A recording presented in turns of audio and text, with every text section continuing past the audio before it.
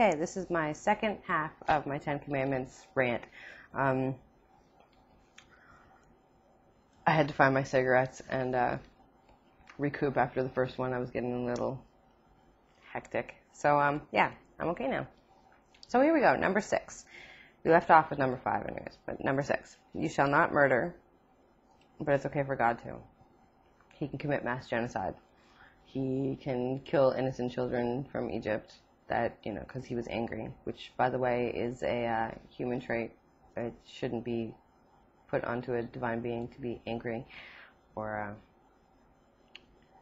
yeah, it's another one. Yeah, and, it's okay if it's in the name of God, like the Holy Wars, the Crusade and all that, the Spanish Inquisition and yada, yada, yada. By the way, which Catholicism is now turning around and saying that the Spanish Inquisition is like something like a myth. Come on, people. Anyways, I'm not going to sit and dawdle on the stupidity of others. I kind of am, but, my smoke just went up. Such crap.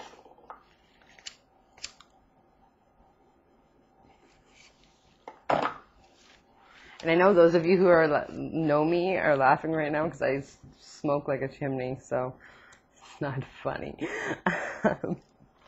Okay, you shall not commit adultery. I agree with that. Again, it's common sense. You don't really need the 10 Commandments to tell you we're social creatures. We interact with one another. And on top of that, if you cheat on your significant other, whether it's a male or female or whatever, yes, I support gay marriage. My aunt is gay, and I myself am bisexual. My boyfriend isn't gay, he still loves me, and I love him, so it doesn't matter. Don't do it. They'll leave you. And then, if you guys are married, then you got spousal support to pay, and you can lose everything that you own, basically. And, if you have kids and there's child support and custody and all this law and court crap that you have to go through, it's just not worth the spiel. And then, you're splitting up your own family by doing it, and it's just silly. It's common sense, people. You don't need the 10 Commandments to tell you these things. Trial and error. Come on. Okay, number 8, you shall not steal. There are some controversial issues with that. Some people say it's don't steal anything. Some people say it means don't kidnap. Even though God kidnapped those children and then killed them from Egypt and kidnapped the people from the Pharaoh. When Moses went down and said, let my people go, he kind of put a hand in there by saying, either do it or, the plagues, and you get all this shit happen to you, and I'll kill your kids. That's technically kidnapping those people from the Pharaoh and stealing them. Because, they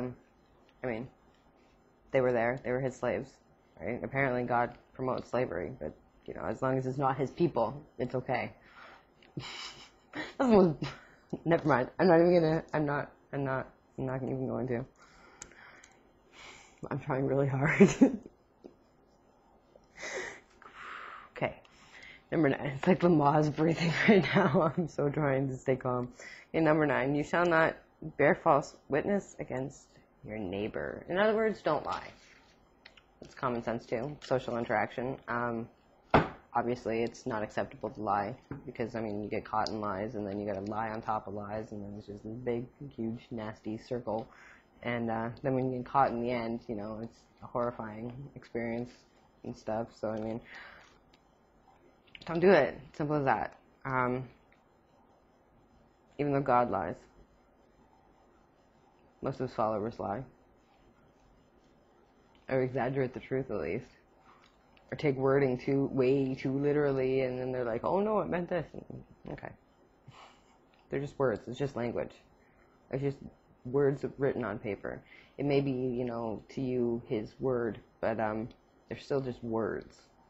It's not like he came down and told you specifically how it is. You have to interpret on a piece of paper what he meant by those words. So you can either take them literally, or you can take them, however the hell you want. I don't take them at all. I think it's all just a massive, badly written book. But yeah, anyways. Okay, number 10. I'm moving on before I start. You shall not covet thy neighbor's house, and you shall not covet thy neighbor's wife. In a long term, in the actual scripture of this, it's Exodus 20, verse 17. Thou shalt not covet thy neighbor's house, wife, male or female, slave, ox, donkey, or anything that belongs to your neighbor. Number 1, women don't belong to men, men don't belong to women. And number 2, somebody needs to update this because slavery has been gone for a while, and it's wrong. Although, through the whole Bible, slavery was permitted, and it says, even in the commandments, in the scripture for it, that don't steal or think about stealing your neighbor's slaves. Now, here's a question for Christians before we go, before I go, before I shut this down and go to sleep because it's getting late. Those people that freed the slaves, do you think they're in hell? Or did they get to go to heaven? Because of the good thing that they did by, taking the Underground Railroad and all that and freeing the slaves from oppression and being beaten every day and everything like that. Do you think that God judged them correctly and put them in heaven, or are they in hell? Because technically they broke commandments, and if they didn't say, absolve me for my sins and, please forgive me kind of thing before they died, for those sins anyways, do you think that God forgave them still?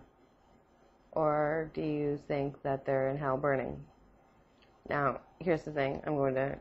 Obviously you guys are going to say that he forgave them because that makes your God look right and just. Thing is that he probably didn't, if there is a God and there is a hell, because they broke commandments, and if they didn't believe in him and anything like that. But then you'll say, oh, well, it's because they didn't believe in God. Well, either way, you guys have an excuse, so I'm not even going to debate it, whatever.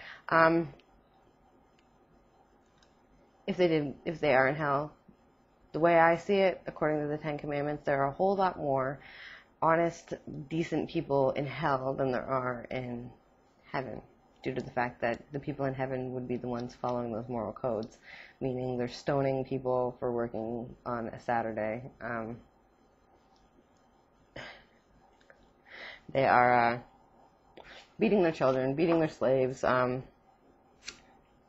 believing in a guy living in a whale's stomach for 3 days, and a talking donkey and a talking snake. If you don't know these stories, I'm not doing your damn homework and telling you the scriptures for it. You can do it yourself. I've already done enough. I know they're friggin' there. Don't worry about that. You know about the talking snake? It's in Genesis. Adam and Eve, and that was apparently Satan. But, God allowed Satan to come on earth, so technically God's the reason for original sin, if you really think about it. Because he created Lucifer, and then he sent him down onto earth, which was his perfect creation. But whatever. That's another story. Anyways, you can feel free to tell me what you think. You can tell me to go to hell. Unfortunately for you guys, I don't believe in hell, so that would be like telling me that a unicorn's going to come into my house and grant me 3 wishes. As nice as that would be, it's not going to happen anytime soon. But thanks for the offer, and have a good night. And on top of that, if you really don't like me, feel free to comment and give me as negative a comment as you can. If you want to debate this, go ahead. Make sure you do your research beforehand, because I will do research before I comment back to you. I'll do some more, and I'll get more links, and I'll flood your entire mail with links to different pages. I've done that a lot lately. So yeah, feel free to comment and say whatever you want. Like always, negative comments make me giggle, so make them cool. I like really, really nasty ones too. They're great and they make me laugh. Yeah, so have a good night.